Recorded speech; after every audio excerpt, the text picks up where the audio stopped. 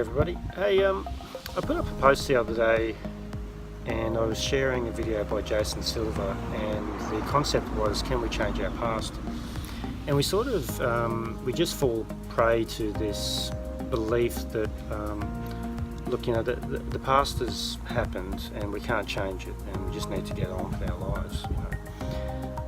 And I found that really interesting in the way that Jason Silver was then expressing it, and this is my take on it as well, and it goes along with a lot of the stuff that I've been talking about.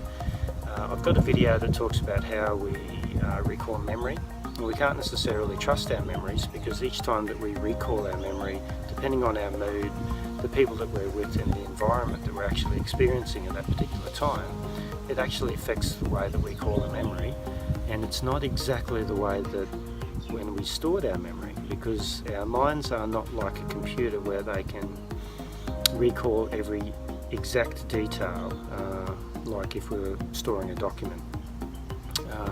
It's more like a bulletproof point situation where you bring it back up and the main points is then what you then expand on. And then when you restore it, it's not necessarily the same as when you first recalled it, and it's not necessarily the same as when you first experienced it as well. So you really can't trust your memories. And you know, the Buddhists look at it from a perspective of the past is but a memory, the future is but a fantasy.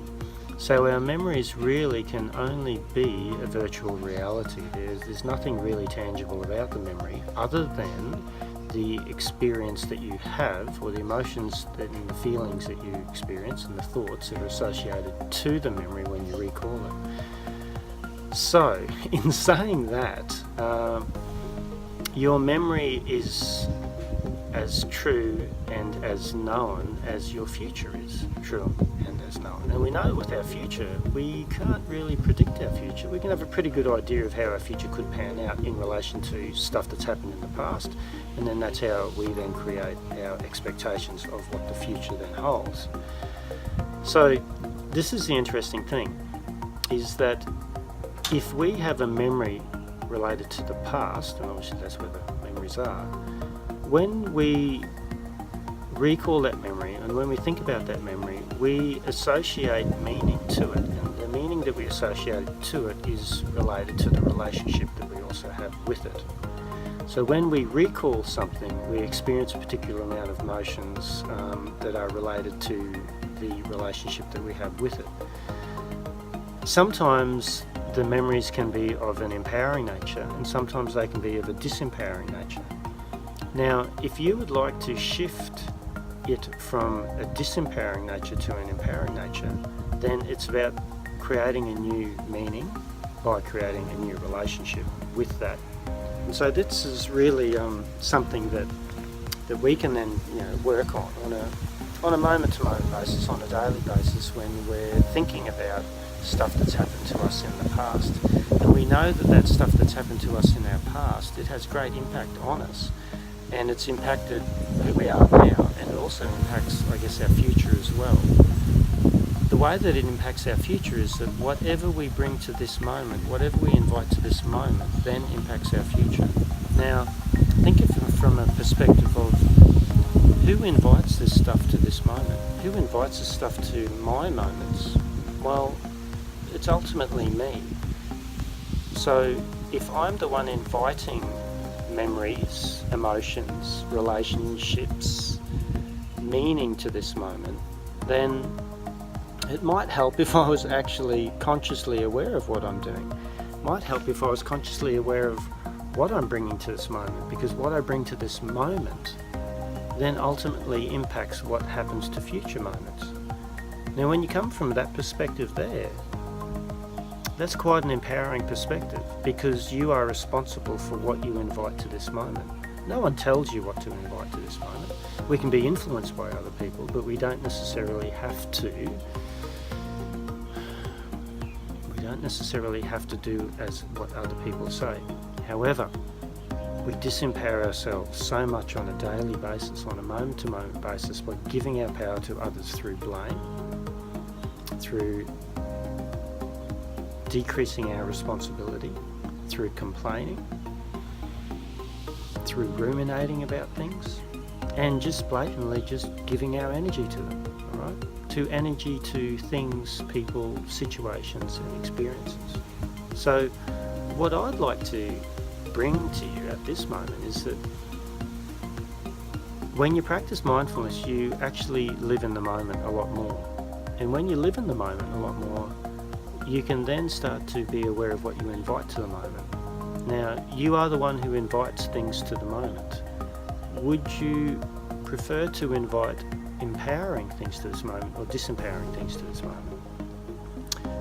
And I would hazard to guess you would prefer to be more empowered than disempowered. So if that's the case, then start to think about inviting empowering situations to this moment. Now, I'm not also going to say, hey, let's go rainbows and unicorns, let's just be happy and positive psychology stuff. This is about just being really real and going, hey, look, I've had some really shit situations happen in my life, and I've had some shit situations happen throughout my day. However, if I look at it from the perspective of how can I learn from this? What is the growth? Where's the opportunity? What is the gift in this? Then I start to look at the situation in a deeper perspective, in a deeper nature, and I start to try to look for the opportunity in it, rather than how is this disempowering me? What is life going to throw at me today? What do I have to jump over, jump through, get around? And just being aware of your own narrative around your own life, because you actually impact your future by what you invite to this moment right now. And this moment right now, it is the only moment, the only tangible thing that you can actually grasp and you can actually impact. Because your future moments, your future reality is still a virtual reality. It hasn't happened. The past now then becomes virtual reality. It is gone. It doesn't exist anymore. It's past. So if it's past and it's virtual reality and the future's a virtual reality, then the only real, actual, tangible reality that we have is this moment right now. And when we can place a lot more focus on that, this is the moment that we have the impact on, and we can impact our future moments by what we invite into this moment, what we invite. Not what I attract, not law of attraction, all that sort of stuff, but what I invite to this moment. Now, see what I say? What I invite. What am I inviting? What are you inviting to your moments? And if they're of a disempowering nature, then I would then question that and go, why would I want to invite disempowerment to my moments? And usually when we do that, it's usually because we believe that we are not worthy of feeling empowered. That's a big one, isn't it? Self-worth. Yeah, it's a kicker. So just be aware of that anyway. I've gone through some really quite deep concepts here, talking about past and future and all that sort of stuff, but at the end of the day, everything is happening in the moment, and the moment is the only space that you can actually impact. It's the only moment that you can,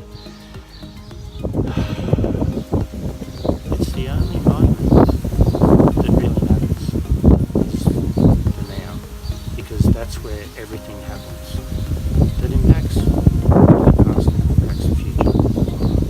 So hey, something to consider there anyway.